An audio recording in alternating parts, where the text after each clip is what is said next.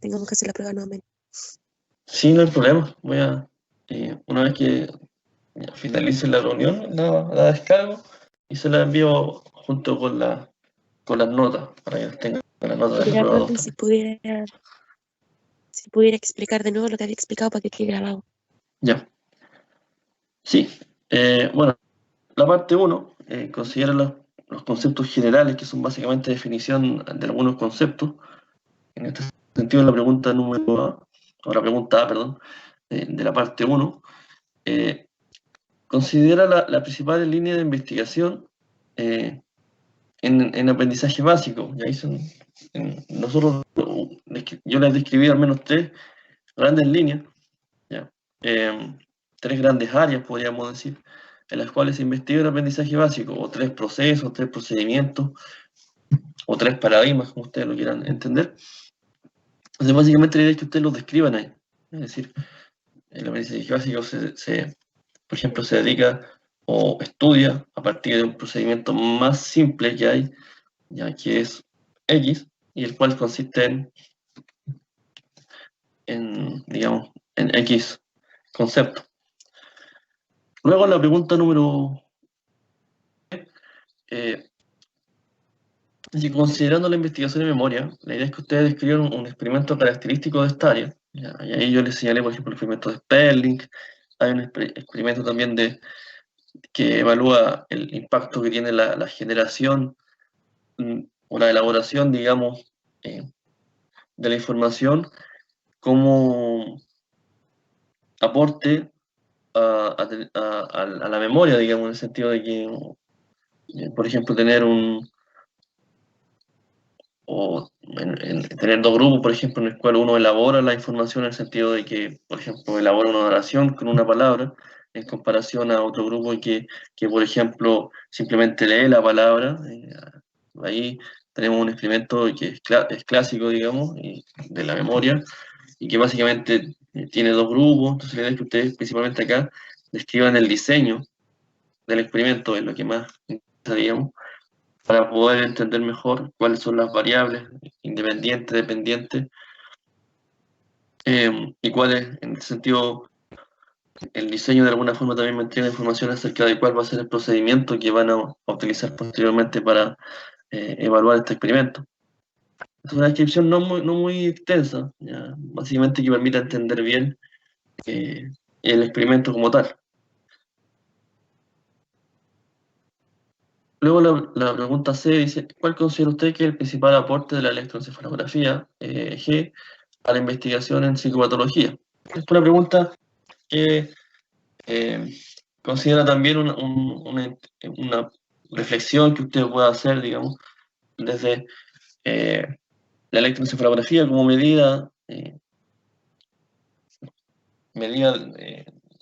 digamos, de la actividad eléctrica del cerebro, ¿ya? Una medición diferente a lo que generalmente estamos acostumbrados, que la medición, por ejemplo, a nivel conductual, eh,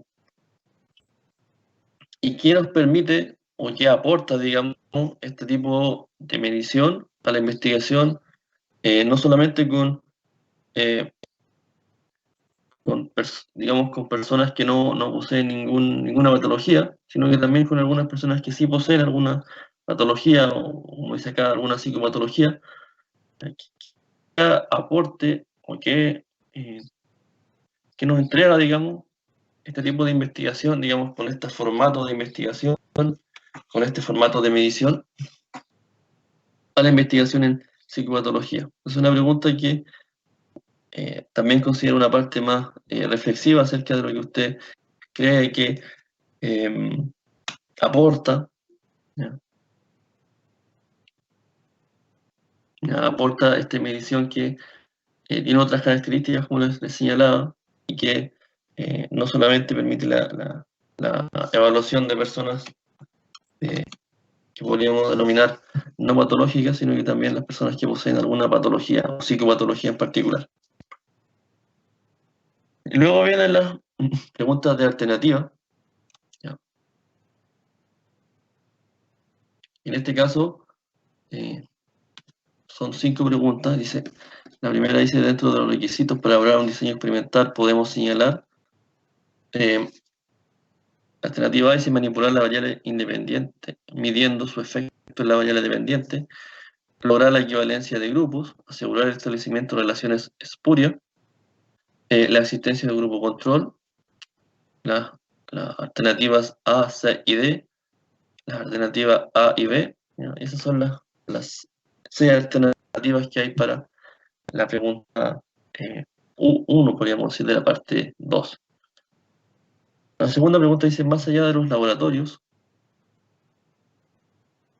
los diseños cuasi experimentales, el investigador no puede manipular una variable del sujeto mientras mantiene constante otros factores. Los diseños de grupo control no equivalentes se utilizan para evaluar los programas de tratamiento. Los sujetos no son asignados aleatoriamente a los grupos. Incluye el contrabalanceo para diseñar sujetos.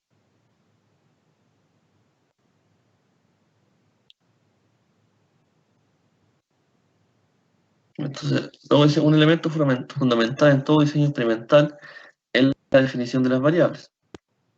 Entonces, la alternativa 1 dice, la variable dependiente es la que genera cambios en la variable independiente. Las variables extrañas son un tipo de variables independientes. Las variables independientes es manipulada por el investigador. Las continuas asumen solo valores enteros y las opciones son 1 y 2, 2 y 3, 1, 2 y 4, 2, 3 y 4, 1, 2, 3 y 4. Luego dice, considerando las ventajas y características de los diseños experimentales, es posible señalar: 1. El diseño experimental más básico es uno en que los dos grupos de sujetos se eligen aleatoriamente en una población. Un grupo recibe tratamiento y otro no. Se manipulan las variables antes de la observación. Lograr la equivalencia entre los grupos consiste en equiparar a los grupos en todos los aspectos importantes para el estudio. Y la última dice la asignación aleatoria del grupo experimental y de control. Y las opciones son 1 y 2, 3 y 4, 1, 2, 4, 2, 3 y 4, 1, 2, 3 y 4. Luego dice, algunas características de los diseños intrasujetos son: pocos sujetos son evaluados, permitiendo un mayor número de observaciones por persona. El contrabalanceo asegura que todos los posibles órdenes de tratamiento sean usados. Hay un mayor control de la influencia del contexto. Además de usar el contrabalanceo, pueden saltar tiempo entre cada parte del experimento, evitando el efecto de arrastre diferencial. En alternativas son 1 y 2, 1, 2, 3 y 4, 2, 3 y 4, 1, 3 y 4 y 2 y 4.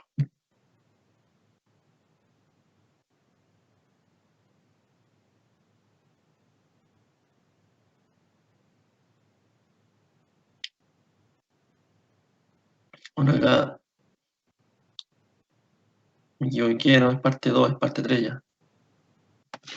Voy a corregir acá, pero ustedes le envío probablemente con este. Entonces acá hay un ejemplo que es aplicado, y dice: un investigador está desarrollando un estudio para evaluar los efectos temporales en el aprendizaje de las palabras. Para ello desarrolló un experimento en el cual manipuló dos variables temporales. La primera fue la duración de la presentación de la palabra. Es decir, en este experimento el investigador presentaba en una pantalla, y lo que él estaba interesado era en ver es efectivamente la variable temporal, es decir, en este caso la primera variable fue el tiempo en el cual la palabra permanecía en la pantalla. Entonces, para un grupo la palabra aparecía por 1 segundo en la pantalla, para otro grupo aparecía por 3 segundos, y para el tercero aparecía por 9 segundos. Además, estaba interesado también en una segunda variable temporal, que en este caso fue el intervalo entre ensayos, ya que se denomina por sus siglas en inglés EASY. Generalmente se le denomina EASY más que nada por las siglas en inglés, que es el intervalo entre ensayos, ya, pero en inglés se dice EASY, que también consideró 3 intervalos diferentes. ¿ya? Y los intervalos fueron los mismos que se utilizaron en cuanto a la duración en la cual permanecía la palabra. También se utilizó como variable para considerar el tiempo entre los cuales se presentaban los ensayos. Entonces, la palabra se podía presentar cada 1 segundo, cada 3 segundos o cada 9 segundos. Bueno, entonces ustedes pueden observar que hay un diseño que se puede desprender de esta manipulación. Ya, no se los voy a señalar porque es una de las preguntas. Tenemos dos variables acá: el tiempo de presentación de la palabra y el intervalo, digamos, con el cual se presentaban las palabras. Entonces, para evaluar el aprendizaje, se considera el porcentaje de respuestas correctas. Entonces, es decir, para evaluar si había un efecto de estos dos variables, se evaluó la cantidad de respuestas correctas que entregaban los sujetos al finalizar la prueba. Entonces, establecieron alguna hipótesis con respecto a esta investigación. La hipótesis 1 es que la duración de la presentación de las palabras influye en el nivel de aprendizaje. ¿Ya? A mayor duración de la palabra, mayor aprendizaje. La hipótesis 2 dice que la duración de los ISI, ¿ya? Los intervalos entre ensayos, también influye en los niveles de aprendizaje. A menor intervalo, menor aprendizaje. Y la hipótesis 3, por último, dice que tanto la duración como el intervalo entre ensayos, el ISI, en conjunto favorecen el aprendizaje de las palabras, en el sentido de que a mayor intervalo y a mayor duración mejora el aprendizaje. Y me he dado cuenta que también me equivoqué. Ya. Aquí era a menor intervalo. A menor intervalo y mayor duración mejora el aprendizaje. Ya se la voy a enviar de nuevo mejor la prueba porque tiene un error de la hipótesis. Entonces, a partir del enunciado, respondo a las siguientes preguntas. Las primeras preguntas son relativamente fáciles, en el sentido de cuáles son las variables independientes y la variable dependiente de esta investigación. La pregunta B dice, ¿cuál es la definición operacional de las variables? Es decir, ¿cómo se midieron? Ya recuerden que la definición operacional hace relación a cómo las variables fueron medidas en este experimento. ¿Cuál es el diseño del experimento? Y considerando cuáles son las variables independientes y dependientes y sus niveles, ustedes simplemente van a decir un diseño X por X con la variable dependiente X. Otros que yo les anexé acá, algunas tablas descriptivas, tablas y gráficos que pertenecen a la estadística descriptiva, y como parte de la estadística inferencial les agregué una tabla de nuevo. ¿Ya? Entonces,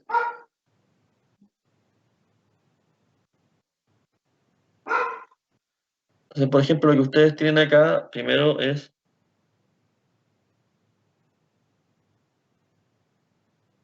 bueno, se desconfigura así un poquito cuando se mueve, pero debería estar así. Entonces, primero lo que tienen ustedes es la estimación marginal, digamos, de los promedios de la duración de la imagen, la primera variable. Entonces, ahí tienen el intervalo de 1, 3 y 9 segundos. Ahí está el promedio, ¿ya?, de los puntajes de los sujetos. ¿Ya? Entonces, donde se mían es el promedio de respuestas correctas que tuvieron los sujetos cuando la duración de la imagen era 1 segundo, cuando era 3 segundos y cuando era 9 segundos. Y básicamente acá, ¿sí? Aquí sería, en cierto sentido, como ya con 1 segundo hubieron 50% de respuestas buenas. Sí. Eso en porcentaje. ¿Ah? Sí, efectivamente está en el porcentaje de respuestas correctas. Aquí está el promedio, podríamos decir la variable. Bueno, acá está, dice porcentaje de respuestas correctas. Entonces tenemos acá el promedio del porcentaje de respuestas correctas cuando efectivamente el intervalo era 1 segundo, era 3 segundos o era 9 segundos. Entonces, acá lo podemos ver en un gráfico. Ahí está el porcentaje de respuestas correctas. Y ahí está el caso de 1 segundo, digamos, de duración, de 3 segundos y de 9 segundos. ¿Ya? Entonces, esta responde a una de las hipótesis. ¿Ya? Y esto es más que nada lo descriptivo. Y a ustedes la idea es que escriban lo descriptivo acá, que lo pueden observar tanto en el gráfico como en la tabla descriptiva, la tabla marginal, en donde se observan acá los promedios. Luego tenemos acá una segunda tabla que en este caso hace alusión al intervalo entre ensayos. Y acá también tenemos el porcentaje de respuestas correctas. ¿Ya? Tenemos un IC de 1, 3 y 9 segundos. Y acá tenemos el promedio, ¿ya? Que fue 67 para el 1 segundo, 57 para el 3 y 58 para el 9. Y acá tenemos el gráfico. Entonces ahí tenemos el porcentaje de respuestas correctas. Acá tenemos el IC de 1, el IC de 3 y el IC de 9 segundos. Y también uno observa qué es lo que pasa. ¿Ya? Y por último tenemos el gráfico quizá un poco más complicado, pero en términos simples lo que representa este gráfico es lo que se denomina la interacción de los dos factores. Es decir, qué pasa cuando yo cruzo la duración de la presentación del estímulo, digamos, de la palabra, con, en este caso, el intervalo entre ensayos o ISI, ¿ya? Y veo qué es lo que ocurre. Acá tengo la tabla, que se puede denominar tabla cruzada también. Entonces, cuando el ISI, cuando el intervalo dura 1 segundo, ¿qué es lo que pasa cuando la duración de la imagen era 1 segundo? Entonces, si el ISI dura 1 segundo, yo veo que al grupo que tenía la duración de la imagen de 1 segundo tenía un promedio de 56.3, el que tenía la duración de la imagen con un intervalo de 1 segundo, digamos, 58.3, y el de 9 segundos de duración de imagen, 87.5. Luego, cuando el intervalo...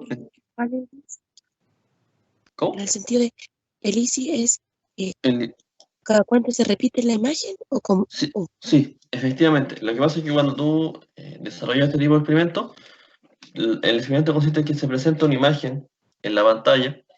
Entonces, la imagen podía durar en la pantalla 1, 3 y 9 segundos.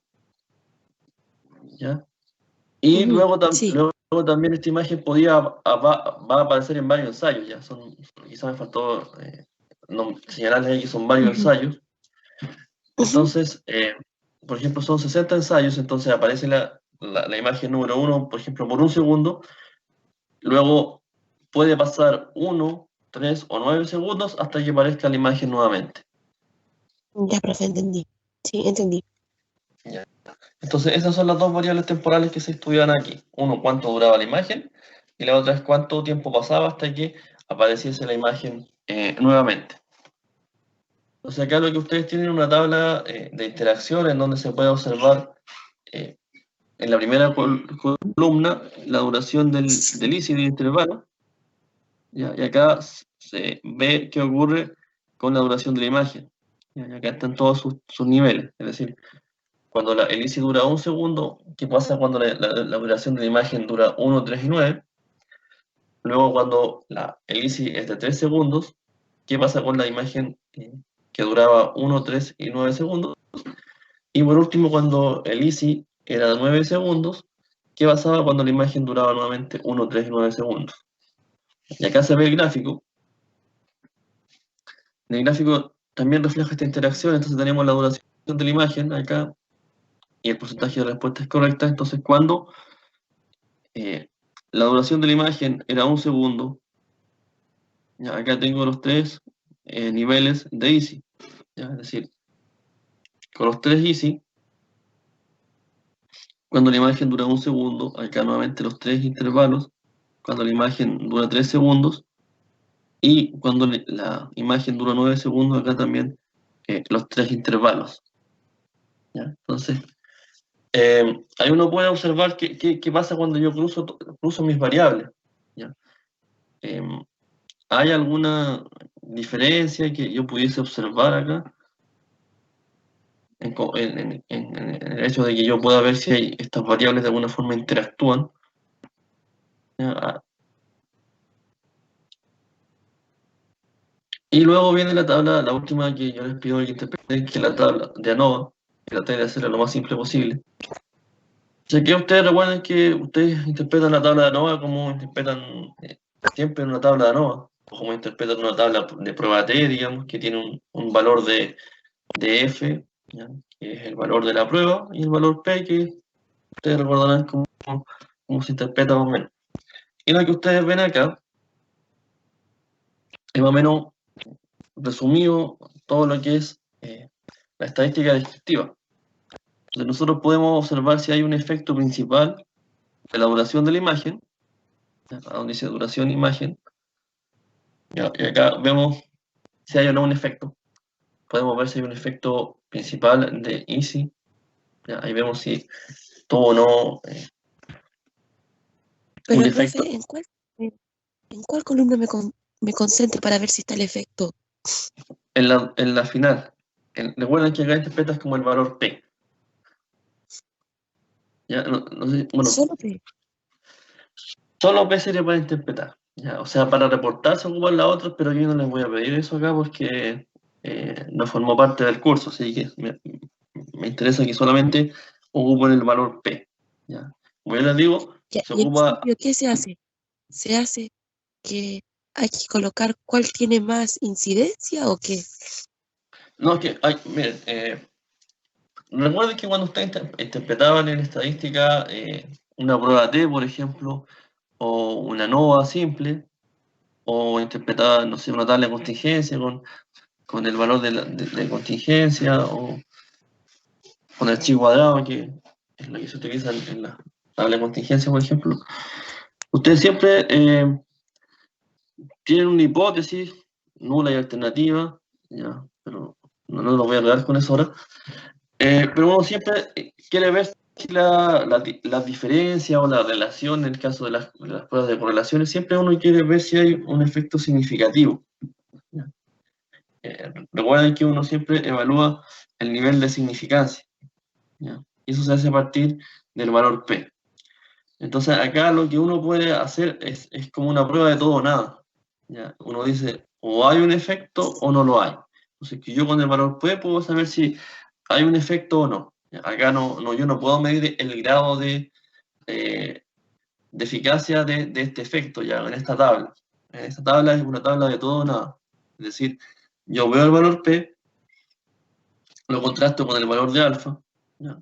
El 0.05, y yo digo, bueno, ¿hay un efecto o no hay un efecto? Ya, Profe, yo lo pongo. ¿Sí? ya, mi duda es que a lo mejor puede tener la respuesta, pero en el sentido de que eh, la significancia uno la medía entre 0,001 o 0,05. Si era menor a eso, era porque era significativo, y si era mayor, es porque no es significativo, ¿cierto? Aquí, ¿por cuál nos guiamos? Claro, o sea, claro, en cierto sentido, claro, tú estás yendo un poco más ya casi hacia la respuesta, pero eh, efectivamente, tú lo que tienes que hacer aquí es contrastar el valor de P, que es el que tienes aquí, con este valor, y con este estándar que se establece en estadística, que es el 0.05. ¿Ya? Entonces tú lo comparas y esa comparación te permite ver efectivamente si es mayor o menor. ¿Ya? Y tú, si es mayor o menor, tú concluyes. ¿Ya? Eh, no te puedo decir más porque te estaría diciendo ya la respuesta correcta, eh, No, sí, sí, entendí. pero mira, en este sentido, el programa que yo utilicé, no el SPSS porque mi SPSS falló, así que no lo tengo ahora en mi computador, Por eso ustedes quizás le pueden encontrar la tabla un poco diferente, pero es otro programa estadístico que es similar, hace lo mismo, ¿ya? Y este programa te da una pista, ¿ya? Si tú te fijas en el valor P, te da una pista con respecto a eso, ¿ya? Hay un signo ¿Qué ahí significa? sí, un signo que te da una pista ¿Qué bastante, significa? sí. Entonces, hay ideas que ustedes recuerden, ¿ya? ¿Qué pasa, por ejemplo, si mi valor es menor al 0,05? ¿Ya? ¿Qué significa eso? ¿Ya? Y en ese sentido, esa es la tarea de ustedes.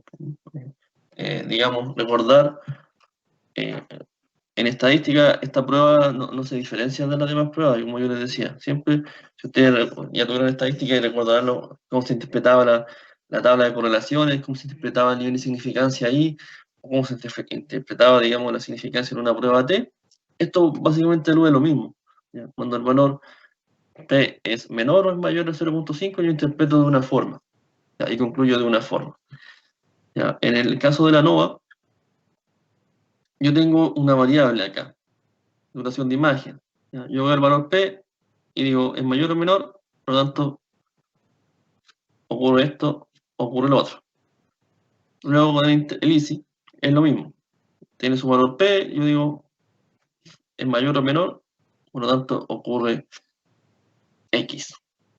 Y luego con la duración de la imagen, cuando se cruza, digamos, acá está la interacción, es decir, ¿qué pasa si yo cruzo mis variables? Yo digo, hay un efecto conjunto de la duración de la imagen con el intervalo y veo el valor P y me dice sí o no. ¿Ya? Y todo esto está diseñado, tanto la estadística descriptiva como la estadística inferencial con el ANOVA, para responder a nuestra imagen. ¿Ya? Yo a partir de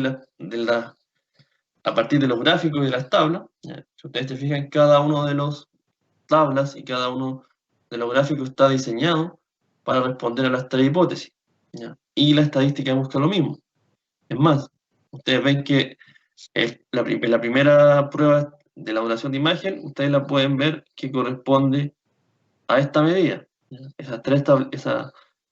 Digamos, este gráfico con esa tabla se corresponde a lo que señala acá, ¿ya? Luego el efecto del Profesor, ISI, ¿sí? una duda. Nosotros vamos a responder si las hipótesis están bien o no, pero en base a las preguntas que... ¿Puedes subir un poquito para Sí. arriba donde están las preguntas? Nosotros vamos a responder la hipótesis 1, 2 y 3 están correctas o no en base a la pregunta A, B, C, D, E, o No, hay que hacer todas esas preguntas y después poner si están correctas la hipótesis o no. no, mira, aquí podríamos decir que la pregunta A, B y C apuntan más que nada a que ustedes me describan, podríamos decir, el método del experimento, ¿ya? Es decir, lo que yo busco es Ya, con este pequeño enunciado que tampoco es tan detallado, pero sí ustedes pueden responder la pregunta A y B y C. Las respuestas están en ese pequeño enunciado, digamos, que corresponde más que nada al método del experimento, ¿ya? sí, Y la pregunta D y E apuntan a los resultados, y esas están ya. netamente ligadas a Y las ahí tablas. ¿qué tendríamos que agregar lo de la hipótesis si están correctas o no? Claro, lo que pasa es que, aunque ustedes no lo hagan explícito, ustedes aún no necesariamente me digan explícitamente, para responder a la hipótesis 1 se realizó lo siguiente, pero sí, si ustedes interpretan correctamente las, las tablas y los gráficos, es decir, si este conjunto de esta tabla con este gráfico, ustedes lo interpretan de la forma correcta, lo mismo que este conjunto, y luego este conjunto de acá, ustedes van a responder de esa forma la hipótesis, ¿ya? Porque cada uno de estos conjuntos, de esta tabla con este gráfico, responden a una hipótesis en particular, ¿ya? Esta también responde a otra hipótesis y esta también responde a otra hipótesis. Entonces, bueno, si ustedes lo quieren hacer explícito, lo pueden hacer. Es decir, les resulta fácil decir, a partir del gráfico 1, por ejemplo, y la tabla 1, donde se presenta la duración de la imagen. ¿Ya? Concluimos que, por ejemplo, cuando observamos los promedios, se observa que este promedio es más alto, este más bajo y este está más o menos intermedio. ¿Ya? Y por lo tanto, me permite ver que la hipótesis, por ejemplo, 1, por ejemplo, es verdadera o es falsa. ¿Ya? O digamos, podemos decir que la hipótesis se comprueba o no se comprueba. Luego pueden interpretar este conjunto de tabla y gráfico, que en realidad ambos muestran lo mismo pero de diferentes formas, porque ambos muestran el promedio. ¿Ya? Pero yo quise acá mostrar las dos formas porque a veces para algunas personas es más fácil interpretar la tabla y para otras personas es más fácil interpretar un gráfico. ¿Ya? Entonces yo le agregué las dos formas acá para que le resulte lo más fácil posible y evidente posible el efecto, digamos, que hay acá. Y luego este gráfico que es quizás más complejo porque tiene todas las variables cruzadas, pero también se observa una tendencia acá, ¿ya? Que más o menos yo puedo observar acá una pequeña tendencia que es cuando dura la imagen que va pasando con el intervalo o viceversa, como ustedes lo quieran interpretar. Y todo esto que yo puedo de alguna forma concluir a partir de la descripción, ¿ya? Yo puedo más o menos saber ya si la hipótesis se cumple o no a partir de la descripción de los gráficos y de las tablas. Pero siempre en investigación es importante respaldar esto con estadística ya inferencial que me permita afirmar con mayor certeza si lo que yo observé en el gráfico y yo observé en la tabla, efectivamente, digamos, estadísticamente es significativo, ¿ya? Y en este sentido, cada una de estas mediciones, ¿ya? De estas tres primeras, la duración de la imagen, del EASY y de la duración de la imagen por el EASY, está acá testeado estadísticamente y yo simplemente acá voy a ver si se cumple o no esta hipótesis también, pero esto ya a un nivel de significancia estadística.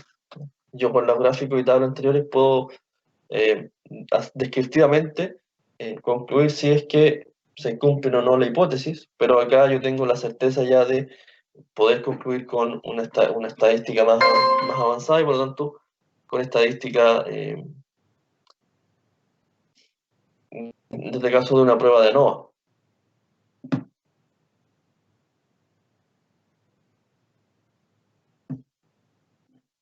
Ya, ¿Dudas? profe, muchas gracias.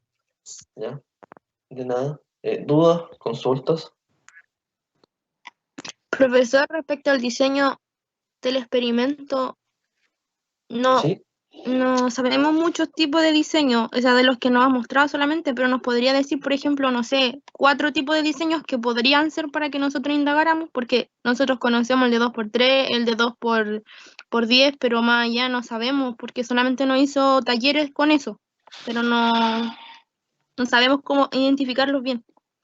O sea, yo creo que puede ser uno de esos, pero no estoy segura, por eso quisiera saber si nos puede dar como, no sé, 3 diseños o 4 para que nosotros indagáramos en eso y obtuviéramos la respuesta.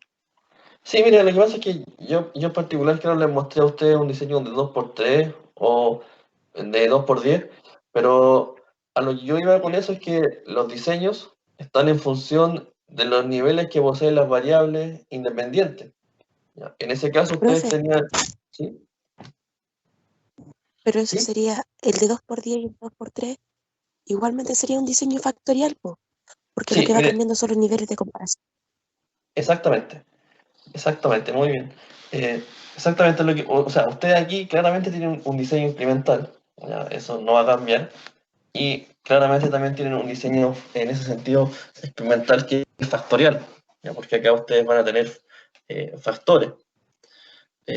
Entonces yo cuando les señalé el 2x3 y el 2x10, básicamente corresponden a un diseño factorial que el que sea 2, que sea 3, 4, 5, 6, 7, 8, 9 o 10, depende de los niveles que posea las variables, en este caso son los factores, que equivalen a decir que son las variables independientes. Entonces usted, Ahí tenemos respuesta, pues, profe, en sí, cierto sentido. claro, Es solo mencionar así que un diseño factorial de 3×3.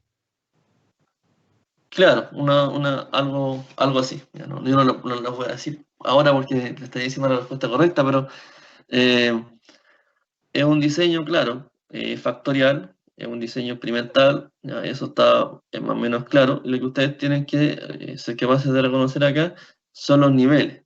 ¿Ya? Entonces los niveles están en función de las variables independientes, que son los factores, o variables independientes, como le quieran señalar a ustedes.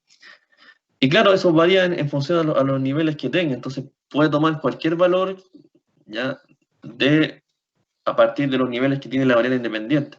Entonces yo en el ejemplo anterior en el taller le mostré un 2×10, porque tenía una variable que, un diseño de medidas repetidas, ¿ya? Que no es el caso acá.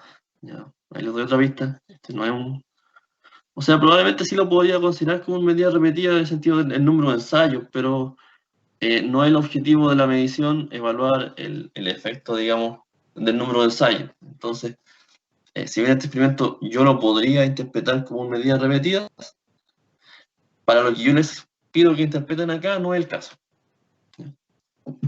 Y en este sentido, simplemente yo estoy pidiendo que me interpreten dos factores con una variable dependiente. Como yo les digo, el número del diseño, digamos, el número de niveles que yo describo está en función de lo que se reporta acá. Entonces, cuando yo tenía, por ejemplo, dos niveles en una variable independiente, ya, hablé harto del consumo de cafeína, entonces tenía con cafeína y sin cafeína, ya, que era una variable. Yo podría decir, tengo una variable que tiene 3 niveles. Ya, yo tomo un café con una concentración de cafeína al 60%. Tengo un segundo grupo que toma una concentración de cafeína al 30%, y el grupo control que tiene un café descafeinado. O sea, yo tengo una variable ahí con 3 niveles: cafeína al 60%, cafeína al 30% y sin cafeína. Y luego voy a evaluar otra variable, ya, que consiste en la cantidad de tazas de café que le voy a dar al sujeto, ya, en un día, por ejemplo. Entonces tengo a un sujeto que yo le voy a dar 1 taza de café, a otro le voy a dar 3 tazas de café y a otro le voy a dar 9 tazas de café, ¿no? Parecido el ejemplo acá. Entonces yo tengo acá un diseño en el cual yo tengo dos variables independientes, ¿ya? Las dos variables corresponden, uno a la concentración de café y la otra al número de tazas que consume al día los sujetos. Entonces yo tengo un diseño en el cual tengo 3 por 3, porque tengo dos variables con 3 niveles. Entonces si yo cruzo mis niveles, tengo 9 subgrupos, ¿ya?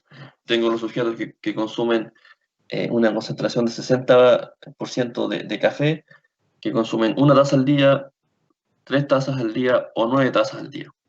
Luego tengo a los sujetos que consumen una concentración del 30% de café o de cafeína, que consumen 1 taza al día, 3 tazas al día o 9 tazas al día. Y por último tengo los sujetos que consumen café descafeinado, que consumen 1 taza al día, los que consumen 3 tazas al día y los que consumen 9 tazas al día. Entonces en este experimento del café, lo que yo busco, o lo que yo buscaría, es ver si hay un efecto de la concentración de café, es decir, si hay un efecto principal de la concentración de café. Yo buscaría también si es que hay un efecto del número de tazas que consumen al día, es decir, si hay un efecto principal del número de tazas, ver si hay diferencia en ese sentido entre las personas que consumen 1, 3 y 9 tazas de café. Lo mismo con el ejemplo anterior. Yo puedo ver el efecto principal de la concentración de café, y lo que estoy queriendo observar ahí es ver si hay diferencia entre sus niveles, ¿ya? Es decir, si hay diferencia entre los que consumen café al 60, café al 30 o no consumen cafeína.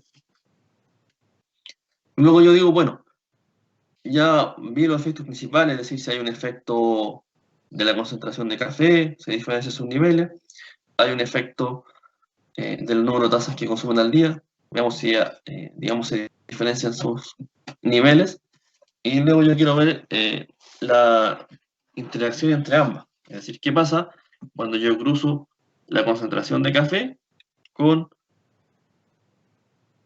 el número de tazas que consumen al día? Entonces yo quiero ver acá la interacción, que básicamente consiste en ver si hay diferencias entre los 9 niveles o 9 subgrupos que se forman cuando yo cruzo estos 3 niveles de una variable con los 3 niveles de la otra. Obtengo un 3×3, es decir, 9 subgrupos.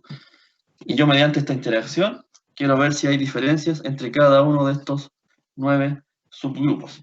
Yo anteriormente en los efectos principales simplemente lo que había visto era si había diferencias entre los 3 niveles de concentración y los 3 niveles de las tazas al día.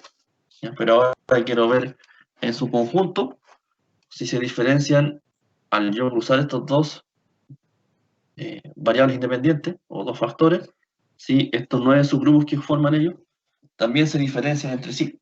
¿Ya? Y eso yo lo veo como una interacción. ¿Ya? Que es básicamente lo que está acá, y básicamente cada uno de los gráficos que están acá y las tablas me permiten ver estos efectos principales y los efectos de interacción, que por último se pueden interpretar a partir de la tabla de ANOVA, ver si hay un efecto principal de duración de imagen, ver si hay un efecto principal de EASY, y ver si hay una interacción entre la duración de la imagen con el intervalo entre ensayos o EASY.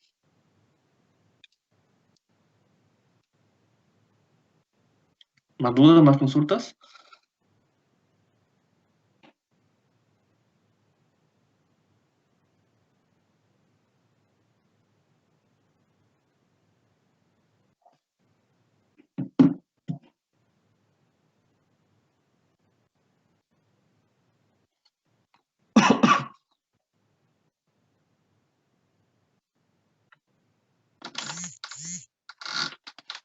No parece, profe. Ya. Entonces yo les voy a reenviar la prueba, porque tenía un pequeño error de redacción. Bueno, si ustedes lo pueden corregir también, que básicamente aludía a la hipótesis, que es el error más influyente que yo tenía, digamos, en cuanto al envío de la prueba. Aquí estaba la hipótesis 3, que básicamente hace alusión a que a un menor intervalo y una mayor duración era mejor el aprendizaje. Entonces acá yo tenía que a mayor intervalo y mayor duración era mejor el aprendizaje. Entonces acá estaba el error en la palabra menor, que en la prueba que yo les envío a ustedes es mayor. Entonces, esa prueba yo se la voy a enviar de nuevo ahora, ya con esa hipótesis corregida, para que ustedes lo tengan en consideración al momento de responder la prueba. Bueno, si les surgen más inquietudes durante la semana, cuando estén desarrollando la prueba, como yo les enseñé anteriormente, me pueden escribir al correo. Al correo yo les voy a ir a responder las inquietudes o consultas que ustedes tengan. En un rato más les voy a enviar la grabación y las notas actualizadas, porque me di cuenta, como les dije, que tenía un error en el cálculo, en la fórmula. Y los PPTs, profesor, por favor. Y los PPT también, de todas las clases que he desarrollado yo, para que lo tengan como texto de apoyo a la prueba integrativa.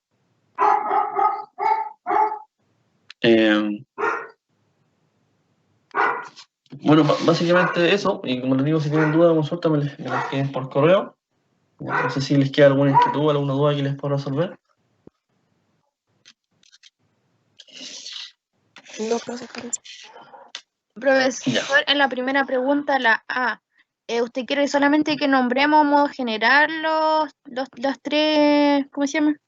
Los tres principales, Sí, y así como una explicación pequeña, nada más, de nada qué más, se no. refiere, y nada más que eso, como lo habíamos hecho en talleres anteriores. Sí, algo no muy elaborado tampoco. Ah, ya. Ya. Entonces,